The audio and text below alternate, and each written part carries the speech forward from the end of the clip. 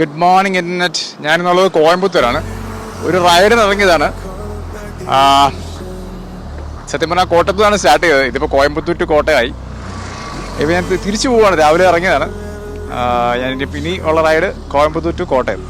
അപ്പോൾ നമ്മൾ വിൻറ്റേജ് ലെജൻഡുമായിട്ട് നമ്മൾ ഇറങ്ങിയിരിക്കുകയാണ്. അപ്പോൾ ഇതിൻ്റെ പോസിബിലിറ്റി നമ്മൾ നോക്കുകയാണ്. ഇത് ട്രാവൽ ചെയ്യാൻ പറ്റുമോ, എങ്ങനെയാണ് ഇതിൻ്റെ കംഫോർട്ട്സ് എങ്ങനെയുണ്ട്, ഇഷ്യൂസ് വല്ലതും ഉണ്ടോ എന്ന് നോക്കുകയാണ്. അപ്പം സ്റ്റേ ട്യൂൺഡ്.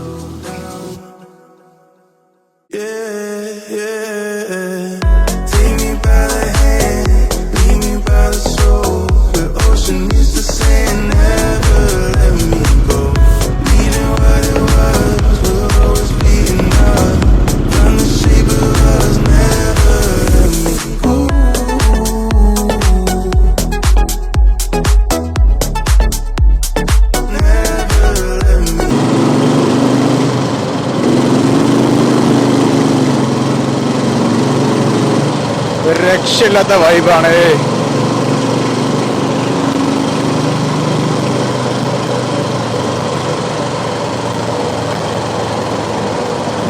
നമ്മളെ വീഗാലാൻഡിലെ റൈഡ് പോകുന്നവരാണ് ഇപ്പൊ തീരു സാധനം.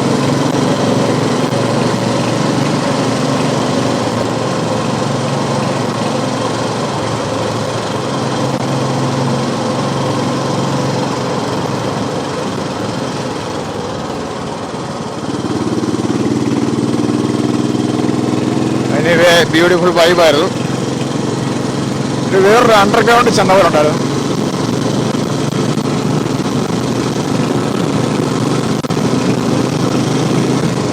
ഞാനിടയ്ക്ക് എൻ്റെ ചാനലിൻ്റെ കാര്യം പറഞ്ഞു. സബ്സ്ക്രൈബ് ചെയ്തിട്ടുണ്ട്. ഇതൊരവസ്ഥയാണോ? ചാനൽ പച്ച പിടിക്കാത്തതുകൊണ്ട് സബ്സ്ക്രൈബ് ചെയ്യാൻ ചാനലുണ്ടെന്നൊക്കെ പറഞ്ഞു വേണം. കൺസിസ്റ്റൻ്റ് ആയിട്ട് വീഡിയോ ഇടുന്നില്ല, അതുകൊണ്ടാണ് മെയിൻ ഇഷ്യൂ. അതാ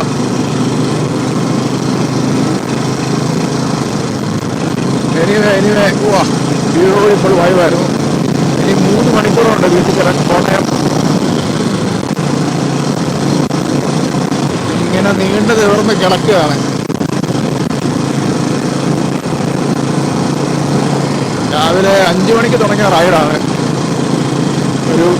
ഒരു മണിക്കൂർ എങ്ങാണ്ട് റെസ്റ്റ് ചെയ്തിട്ടുള്ളൂ. ബാക്കി ഫുള്ള് റൈഡായിരുന്നു. ആബ്സല്യൂട്ട്ലി സ്റ്റാൻഡിങ് റൈഡായിരുന്നു. ഇനി അടുത്തത് ജനറലി 600 വഴി ഇറങ്ങാനാണ് ഞാൻ അടുത്ത പ്ലാൻ ചെയ്തത്. ചെക്കിങ് ഉണ്ട്.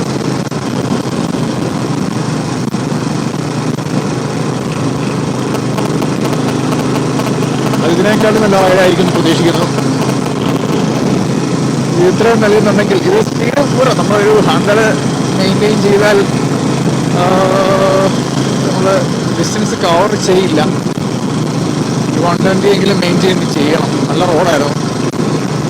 ഇഷ്യൂ ഇതാണ്, ടോപ്പ് സ്പീഡ് 100 ഉള്ളൂ. But it's more than enough. എന്താണെന്ന് വെച്ചാൽ പെർഫോമൻസ് അല്ല, ഇതൊരു ഇത്രയും കംഫോർട്ടബിൾ റോഡ് ആയതുകൊണ്ട് നമുക്ക് ഫാറ്റിക് എന്ന് പറഞ്ഞ സംഗതി ഇല്ല.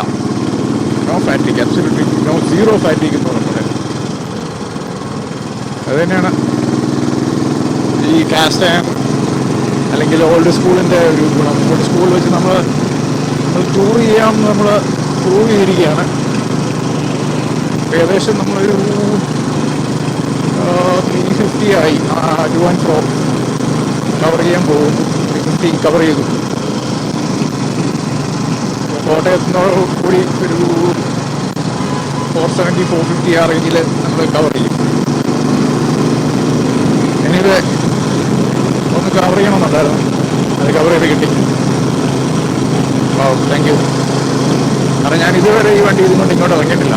ഈ ഒരു റൈഡ് പോലെ ഇത്രയും ലോങ് ആയിട്ട് എനിക്ക് ഈ വണ്ടി ഒന്ന് കാണിക്കാൻ പറ്റി. നാളെ ഇനി എന്ത് വണ്ടി ബാൻ ചെയ്തെന്ന് പറഞ്ഞാലും നമുക്ക് സങ്കടമില്ല. കാരണം നമ്മൾ ഓടിച്ചു, എന്താ പറയുക, നമ്മൾ യൂസ് ചെയ്തു.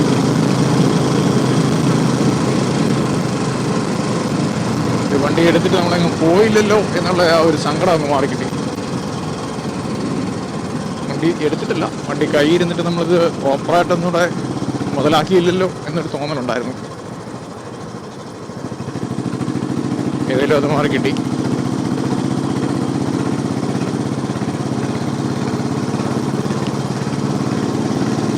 അപ്പോൾ റൈഡ് ഇങ്ങനെ കണ്ടിന്യൂ ചെയ്യുകയാണ്.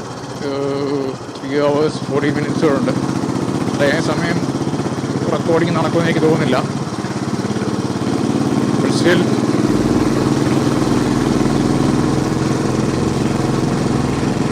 അപ്പോൾ അഗെയിൻ പോയിരിക്കുകയാണ്. No issues at all.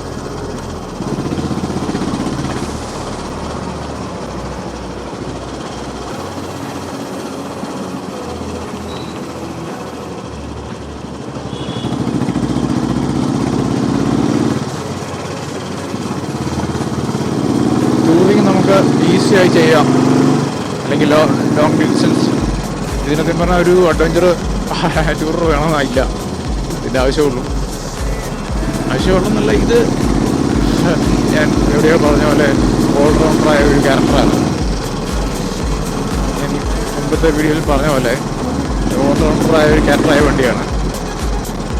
ഒരു ഇഷ്യൂസേ ഉള്ളൂ, ഇതിന് പെർഫോമൻസ് ഇല്ല, അത് മാത്രമേ ഉള്ളൂ. ബട്ട് ഓൾഡ് സ്കൂളാണ്, ഒരു വർക്ക് ഹൗസാണ്, ഡെഫിനറ്റ്ലി ഒരു വർക്ക് ഹൗസാണ്.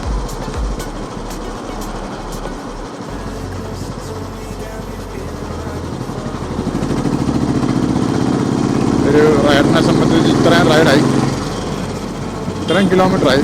ബട്ട് സ്റ്റിൽ ഇതിനൊരു ഫാറ്റിഗോ കാര്യങ്ങളോ ഒന്നുമില്ല. നമുക്ക് ഇവനുമായിട്ടൊന്ന് കീപ്പപ്പ് ചെയ്ത് നോക്കാം. പറ്റില്ല, അത് കയറി പോകും. എന്തായാലും ഓവർടേക്ക് ചെയ്യാൻ പറ്റില്ലേ ഉള്ളൂ. നമുക്ക് എവിടെയെങ്കിലും വെച്ച് കാണാം, അത്രേ ഉള്ളൂ. തെന്നലി ആയിരുന്നെങ്കിൽ ഇതിൻ്റെ പൊടിച്ച് അടയ്ക്കാമായിരുന്നു.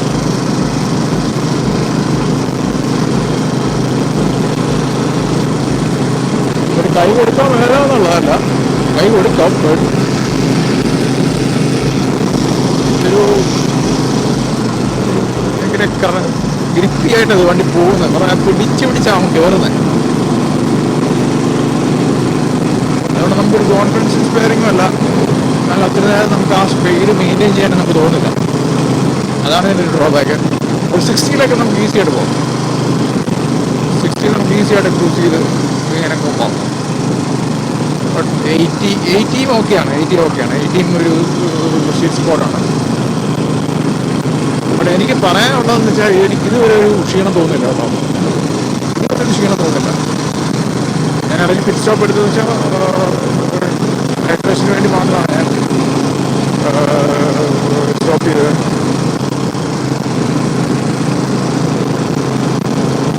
വേറെ ആവശ്യം സ്റ്റോപ്പ് ചെയ്യേണ്ട വന്നില്ല, ചെയ്തിട്ടില്ല ഞാൻ. കാരണം യാത്ര ബുദ്ധിമുട്ട് കാരണം എനിക്ക് വണ്ടി സ്റ്റോപ്പ് ചെയ്യാനായിട്ട് വന്നിട്ടില്ല.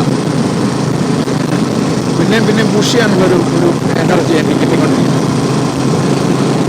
അതുകൊണ്ട് തന്നെ ഇത് ഒരു പെർഫെക്റ്റ് ടൂറിങ്ങാണ്. ഇപ്പം ഈ ന്യൂജൻ അഡ്വഞ്ചർ ടൂറിങ്സൊക്കെ ഒരു മോട്ടോർസൈക്കിൾസൊക്കെ വരുന്നതിന് ഇതായിരുന്നു ആൾക്കാർ പിന്നെ ഹിമാലയത്തിൽ പോകാൻ വേണ്ടി ടൂറിംഗ് ആയിട്ട് യൂസ് ചെയ്തിരുന്നത്. അപ്പം ഇവിടെ നിന്നാണ് ഇൻസ്പയർഡായി അടുത്ത ന്യൂജൻ എൻജിനും മോഡലും എസ്തറ്റിക്സും എല്ലാം മാറ്റം ഉണ്ടായത്. ഇതിൻ്റെ ബേസിക്സ് ഇതാണ്.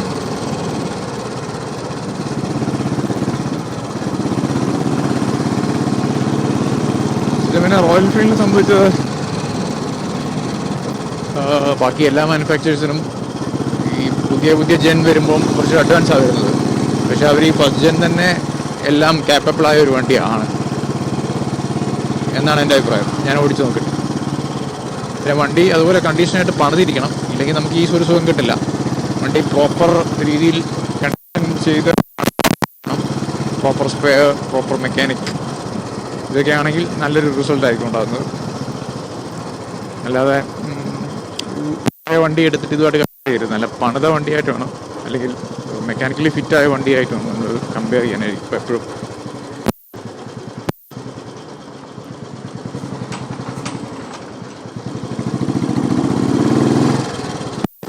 വണ്ടി അങ്ങനെ നോക്കുമ്പം മെക്കാനിക്കലി സൗണ്ടാണ്.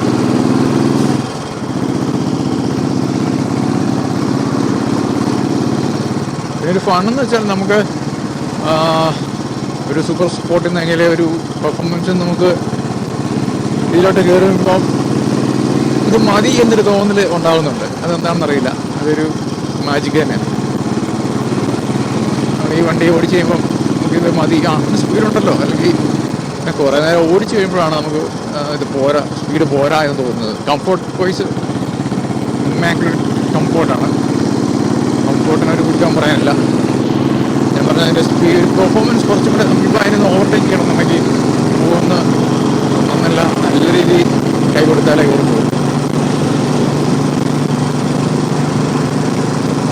പിന്നെ ട്യൂണിങ് മാറ്റം വരുത്തിയാൽ കുറച്ചുകൂടെ ഡിഫറൻസ് ഉണ്ടാകുന്നുണ്ടോ. അതിൻ്റെ കാർബറേറ്റർ ജപ്പാൻ്റെ ഒരു റേസിംഗ് കാർബറേറ്റർ ഉണ്ട്, അത് മാറിക്കഴിഞ്ഞാൽ കുറച്ചും കൂടെ പെർഫോമൻസ് കിട്ടും. അതുപോലെ തന്നെ അത് അത്ര കൂടും. പിന്നെ ബോർ ചെയ്തിട്ടൊന്നും കാര്യമില്ല, ബോറിങ് കൂട്ടിയിട്ട് ടോപ്പ് കൂടും, നടക്കും, പെർഫോമൻസ് കൂടും. മറ്റേ എനിക്ക് പറഞ്ഞ ജെറ്റ് മാറിക്കഴിഞ്ഞാൽ ഹ്യൂജ് ഡിഫറൻസ് ഉണ്ടാകും.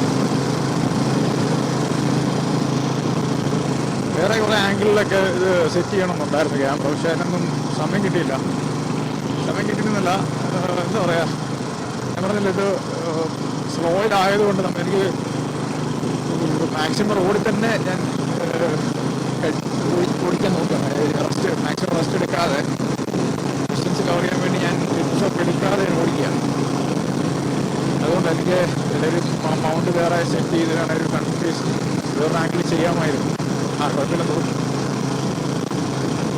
എനിവേ എൻ്റെ രസം ഇതല്ലോ, റൈഡല്ലേ എൻ്റെ രസം.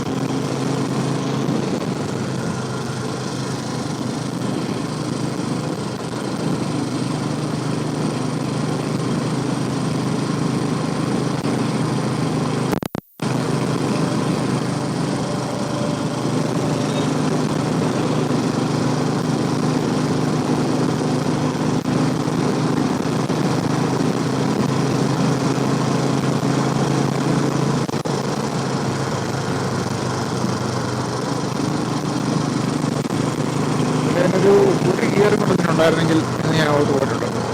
ഒരു 5 ഗിയർ കുറച്ചുകൂടെ വണ്ടി കയറിയതിനെ, കുറച്ചും കൂടെ പെർഫോമൻസ് കിട്ടിയാനെ ഈ വണ്ടിക്ക്, ഇതിൻ്റെ സ്പീഡ് കിട്ടിയാനെ.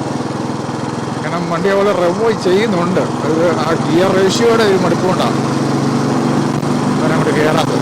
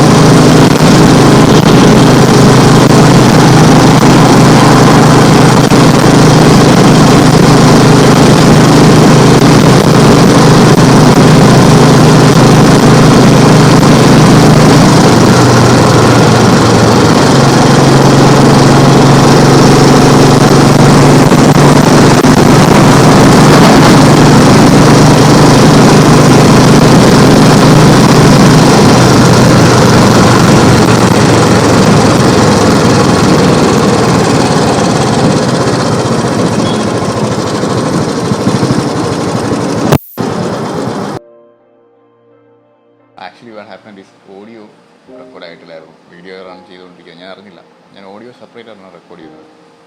അപ്പം ഓഡിയോ റെക്കോർഡായിട്ടില്ലായിരുന്നു, അതുകൊണ്ടാണ് ഇങ്ങനെ പറയേണ്ടത്. അപ്പോൾ പറയേണ്ടത്രേ ഉള്ളൂ. ഇപ്പോൾ ഈ വിൻറ്റേജ് ഓൾഡ് സ്കൂൾ വണ്ടിയുമായി ഇങ്ങനെ യാത്ര ചെയ്യാൻ, ട്രിപ്പ് പോകാൻ പറ്റുമോ, അല്ലെങ്കിൽ ലോങ് ഡിസ്റ്റൻസ് പറ്റുമോ, റിലയബിൾ ആണോ എന്നുള്ളൊരു ചോദ്യങ്ങൾ ഉണ്ടാവുമല്ലോ. അപ്പോൾ അതിനുള്ളൊരു ആൻസറായിട്ടാണ് നമ്മൾ ചെയ്തിരിക്കുന്നത്. എക്സ്ട്രീംലി റിലയബിൾ ആയ ഒരു വണ്ടിയാണ്. എന്നുവെച്ചാൽ ഞാൻ അത്ഭുതപ്പെട്ടു പോയി. ഒരു ശകലം പോലും നമുക്കൊരു യാത്രാക്ഷീണമോ വണ്ടിക്ക് കംപ്ലൈൻറ്റ് സിംറ്റംസോ അങ്ങനെ ഒരു പ്രശ്നങ്ങളും ഇല്ലാതെ, വൺസ് ഇറ്റ് ഈസ് വൺസ് ഈ വണ്ടി ഒന്ന് റെഡിയാക്കി കഴിഞ്ഞാൽ അതായത് ഈ മെക്കാനിക്കൽ സൗണ്ട് ആണെങ്കിൽ വണ്ടി അതങ്ങനെ റൺ ചെയ്യും. അതൊരു മിറക്കിളായ ഒരു എഞ്ചിനീയറിംഗ് മികവ് തന്നെയാണ് കേട്ടോ. അത് പറയാതിരിക്കാൻ വയ്യത്. അത് കാരണം ഞാൻ എനിക്കുള്ളത് ബെൻലി 600i ആണുള്ളത്, സ്ലോയ്ക്കായിട്ടുള്ളത്. ബട്ട് അത് യൂസ് ചെയ്യാൻ പറ്റും, നോ ഇഷ്യൂസ്. അതിൻ്റെ വീഡിയോ നെക്സ്റ്റ് വരുന്നതായിരിക്കും. സ്റ്റേറ്റ് കൊണ്ടൊക്കെ എന്നൊരു സ്നിപ്പറ്റ് ഇട്ടിട്ടുണ്ടായിരുന്നു. അപ്പം എങ്കിലും എനിക്ക് പൂർണ്ണമായി വിശ്വസിക്കാൻ പറ്റിയ, അല്ലെങ്കിൽ എൻ്റെ 30 വർഷമായിട്ട് എൻ്റെ കൂടെ ഉണ്ടായിരുന്ന ഈ വണ്ടിയാണത്. ഇത്രയും ലോങ് ഞാൻ ഇതുകൊണ്ട് ചെയ്തിട്ടില്ല. കാരണം പോകേണ്ട ആവശ്യം വന്നിട്ടില്ല, അതുകൊണ്ടാണ്, സമയമൊന്നുമില്ലായിരുന്നു. അപ്പോൾ അങ്ങനെ വെച്ച് നോക്കുമ്പോൾ ഇത് എക്സ്ട്രീംലി റിലയബിളായ വണ്ടിയാണ്. No complaints. ഇതുവരെ ഒരു കംപ്ലയിൻറ്റും ഈ വണ്ടിക്ക് എനിക്ക് ഈ യാത്രയിൽ ഫേസ് ചെയ്യേണ്ടി വന്നിട്ടില്ല. വളരെ കംഫർട്ടബിളായിട്ടും എനിക്ക് ഇപ്പം സംസാരിക്കാൻ പറ്റുന്നുണ്ടെങ്കിൽ തന്നെ യാത്ര ക്ഷീണം ഇല്ലാത്തതുകൊണ്ടായിരിക്കുമല്ലോ. ബാക്ക് പെയിനോ അങ്ങനെ ഒരു പ്രശ്നവുമില്ല, അപ്രൈറ്റ് പൊസിഷൻ ആയതുകൊണ്ട്. അപ്പം പഴയ വണ്ടിയുമായി ക്രൂസ് ചെയ്യാൻ പറ്റുമോ അല്ലെങ്കിൽ യാത്ര ചെയ്യാൻ പറ്റുമോ എന്ന ഉള്ളൊരു ക്വസ്റ്റ്യൻ, ഒരു മറുപടിയാണത്. പിന്നെ ആരെങ്കിലും പഴയ വണ്ടി എടുക്കാൻ ഉദ്ദേശിക്കുന്നുണ്ടെങ്കിൽ അവർക്കൊരു മോട്ടിവേഷൻ ആകട്ടെ. പഴയ വണ്ടികളൊക്കെ ഉള്ളവർക്കറിയാം ഇതിൻ്റെ കംഫർട്ട് എന്താണെന്നും എന്താണ് ഇതിൻ്റെ റീച്ച് അല്ലെങ്കിൽ റേഞ്ച് എന്താണെന്നും അറിയാം. കാരണം നമുക്കിത് ECU അങ്ങനെയൊന്നുമില്ല, ഇലക്ട്രോണിക് ഇൻ്റർവെൻഷൻസ് ഒന്നും ഇല്ലാത്തതുകൊണ്ട് നമുക്കൊരു ഇൻകേസ് ഒരു പണി കിട്ടിയാൽ തന്നെ നമുക്ക് ലോക്കൽ വർഷത്തിൽ കയറി പണിയാണെന്നുള്ളൂ. അല്ലാതെ കമ്പനിക്ക് പോയി അവിടെ സ്പെയറിന് വേണ്ടി വെയിറ്റ് ചെയ്തിരിക്കേണ്ട ആവശ്യമൊന്നുമില്ല. കാരണം ഞാൻ അങ്ങനെ ഫേസ് ചെയ്തിട്ടുണ്ട് വേറെ വണ്ടി യൂസ് ചെയ്തിട്ടുണ്ട്. അപ്പോൾ അങ്ങനെയുള്ള ഇഷ്യൂസ് ഒന്നും ഇതിനില്ല. ധൈര്യമായിട്ടും ആരെങ്കിലും പുതിയ മേടിക്കാൻ അല്ലെങ്കിൽ പഴയ വണ്ടി പർച്ചേസ് ചെയ്യാൻ ഉദ്ദേശിക്കുന്നുണ്ടെങ്കിൽ ഗോ ഹെഡ് എന്നേ പറയുള്ളൂ. അപ്പോൾ ഇതൊക്കെയാണ് എൻ്റെ വിശേഷം. വീഡിയോ ഇഷ്ടമായെങ്കിൽ ലൈക്ക് ചെയ്യുക, സബ്സ്ക്രൈബ് ചെയ്യുക, എന്തെങ്കിലും അഭിപ്രായങ്ങൾ താഴെ മസ്റ്റായിട്ടും കമൻറ്റ് ചെയ്യുക. അപ്പോൾ എനിക്ക് കൂടുതൽ വീഡിയോ ചെയ്യാനുള്ളൊരു പ്രചോദനമാവും. ഓക്കെ, അപ്പോൾ അടുത്ത വീഡിയോയിൽ കാണാം. ബൈ.